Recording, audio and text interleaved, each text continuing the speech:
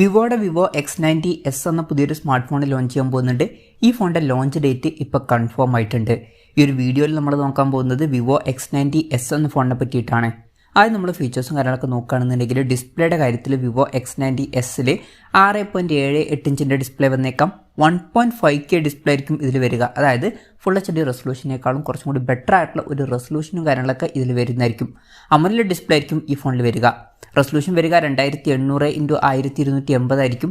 പിന്നെ ഡിസ്പ്ലേയിൽ 120 Hz refresh rate ഒക്കെ support ചെയ്തേക്കാം. പഞ്ചോൾ ഡിസൈന് ഈ ഫോണിൽ വരുന്നതായിരിക്കും. പഞ്ചോൾ വരിക ടോപ്പ് സെൻറ്റർ ഭാഗത്തായിട്ടായിരിക്കും.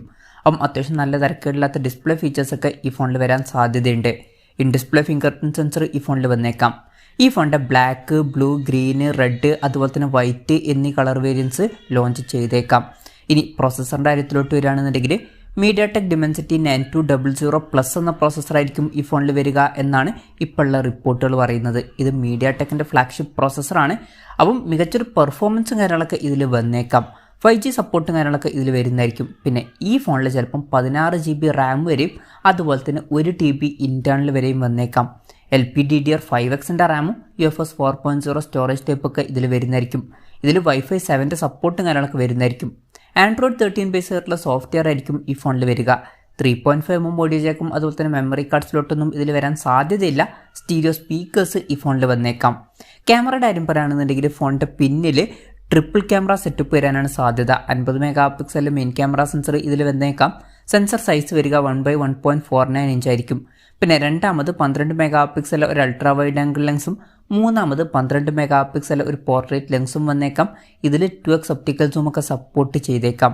ഈ ഒരു ഫോണിന് വേണ്ടിയിട്ട് അവർ സൂയിസുമായിട്ട് പാർട്ട്ണർഷിപ്പ് ചെയ്യുന്നതായിരിക്കും. സെൽഫി ക്യാമറയുടെ കാര്യം പറയുകയാണെന്നുണ്ടെങ്കിൽ ഫ്രണ്ടിൽ 32 MP സെൽഫി ക്യാമറ വന്നേക്കാം. ബാറ്ററിയുടെ കാര്യത്തിൽ 4810 mAh ബാറ്ററി ഇതിൽ വന്നേക്കാം.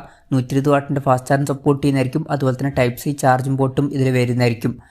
ഇതൊക്കെയാണ് ഫീച്ചേഴ്സിനെ പറ്റി പറയാനുള്ള കാര്യങ്ങൾ. പിന്നെ ലോഞ്ച് ഡേറ്റിൻ്റെ കാര്യം പറയുകയാണെന്നുണ്ടെങ്കിൽ ജൂൺ 26-നാണ് ഈ സ്മാർട്ട് ഫോൺ ലോഞ്ച് ചെയ്യാൻ പോകുന്നത്. പക്ഷേ ആ ഒരു ദിവസം ഇന്ത്യൻ മാർക്കറ്റിലല്ല ഈ ഫോൺ ലോഞ്ച് ചെയ്യാൻ പോകുന്നത്. ആ ഒരു ദിവസം ഈ ഒരു ഫോൺ ചൈനീസ് മാർക്കറ്റിലാണ് ലോഞ്ച് ചെയ്യാൻ പോകുന്നത്. ആ ഒരു കാര്യം ഇപ്പം ഒഫീഷ്യലായിട്ട് കൺഫേം ആയിട്ടുണ്ട്.